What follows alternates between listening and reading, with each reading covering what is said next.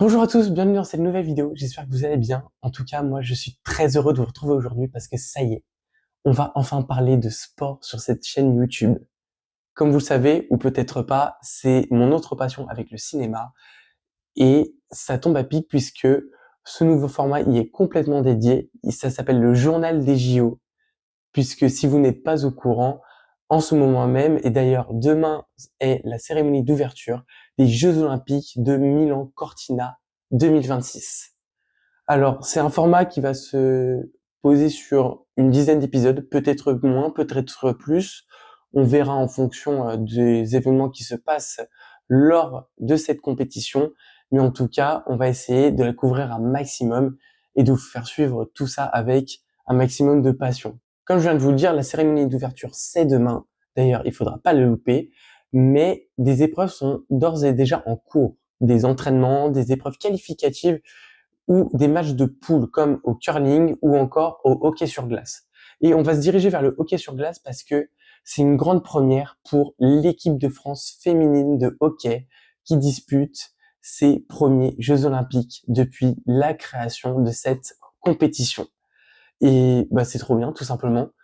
L'équipe de France va se retrouver donc dans le groupe B avec la Suède, l'Allemagne, l'Italie à domicile et le Japon. Une poule assez corsée quand même.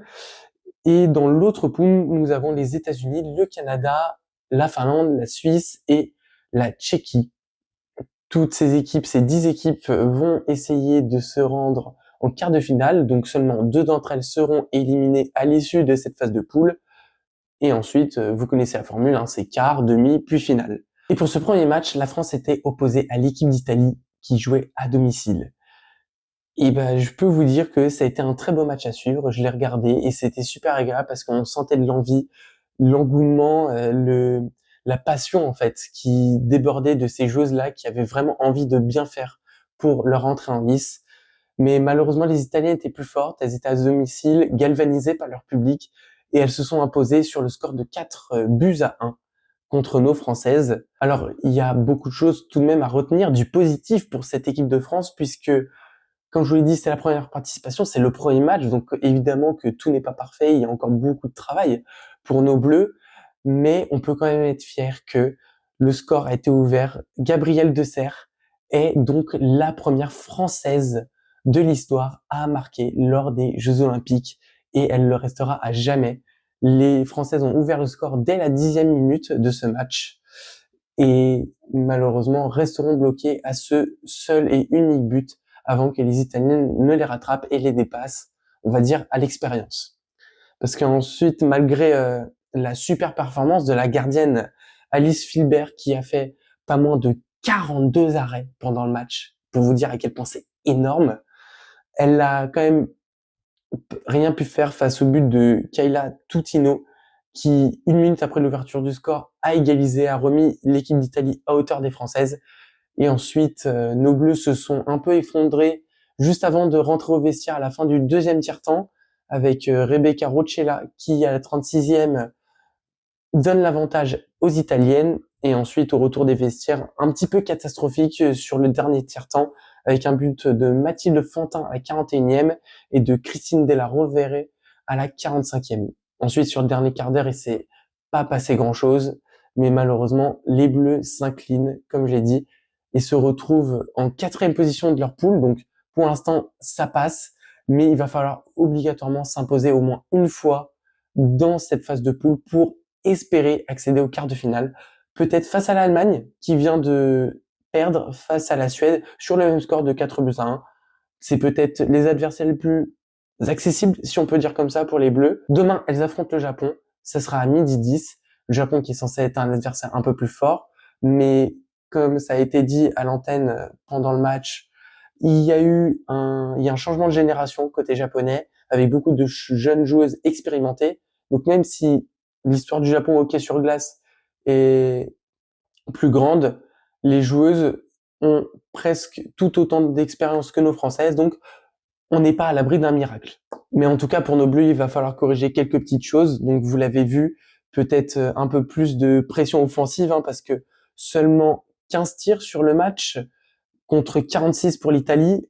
lors du premier tiers-temps, on était vraiment à 19 tirs contre 4 et surtout des largesses en défense. Heureusement, encore une fois, qu'on avait une super gardienne qui nous a fait 42 arrêts, mais voilà, on les a un petit peu trop laissé jouer, trop laissé passer dans notre défense, à un peu les regarder, et au final, c'est ce qui nous a coûté cette victoire et qui ne nous a pas permis de revenir à hauteur et de leur tenir tête plus que ça, de les mettre vraiment dans une certaine inconfort. Mais bon, encore une fois, c'était un premier match. Je suis sûr que cette équipe va grandir et puis c'est un peu un galon d'essai avant des Jeux Olympiques qui sont à domicile dans les Alpes dans 4 ans en 2030.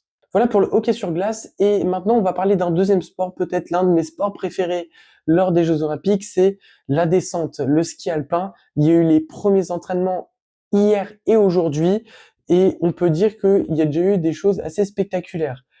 On a 45 participants qui vont participer à cette épreuve olympique et déjà 3 crashs la veille avec l'Irlandais Cormac Comerford, également Fredrik Moller qui est incertain pour la compétition parce qu'il s'est déboîté l'épaule, il a été même héliporté hier, donc on est un petit peu inquiet. On rappelle que c'est quand même un vainqueur de Coupe du Monde Super G à Bormio il y a ça un peu plus d'un an. Et voilà, il enchaîne un peu tout puisqu'il y a presque un mois et demi, 2 mois, il avait 3 petites fractures au dos, 2 dents cassées lors d'une autre chute. Donc voilà, les choses s'enchaînent un peu mal pour le Norvégien. On espère le voir sur la ligne de départ samedi pour la course, mais ça risque d'être un petit peu compromis. Et la troisième chute, c'est Nils Alphan, notre Français, qui s'est un petit peu fait mal au poignet droit, mais apparemment il a quand même descendu aujourd'hui, ça s'est plutôt bien passé, donc je pense que voilà, il prendra peut-être un petit peu plus confiance encore demain lors du troisième entraînement pour être fin prêt samedi pour la descente. Mais pour vous donner le résultat de ces 2 premières descentes, eh ben, les Italiens montrent bien qu'ils sont chez eux, puisque les meilleurs temps ont été réalisés par 3 Italiens. Mattia Cassé a mené les siens avec un chrono sur cette piste d'une 52,85. Il est suivi par Florian Schieder, 4 dixièmes plus lent, et Giovanni Franzoni, 87 centièmes derrière son compatriote. Mais les Français sont pas loin. Les Français sont pas loin puisqu'ils sont quatrièmes. Et je dis ils sont quatrièmes au pluriel puisque oui, 2 Français, Maxence Moussaton et Nice Allègre, ont terminé avec le même chrono à 99 centièmes, une seconde quoi, du temps de Cassé. Les autres Français, Alban et Lesini Canaferina est à 2 secondes en 15e position et Nice Alphan, qui s'est remis de sa chute, est à 3 secondes 6 en 31e position. Ça va encore aller un petit peu plus vite demain. On a vu déjà le gap entre la première journée et la deuxième. La première journée, le meilleur temps a été réalisé par l'Américain Ryan Korchensiegel en 1,56. Le lendemain, on est passé à 1,52. Il y a franchement moyen qu'on passe sous les 1,50 dès demain. On verra bien. En tout cas, à mon avis, ça va aller très très vite et c'est très impressionnant à regarder. La course sera samedi à 11h30.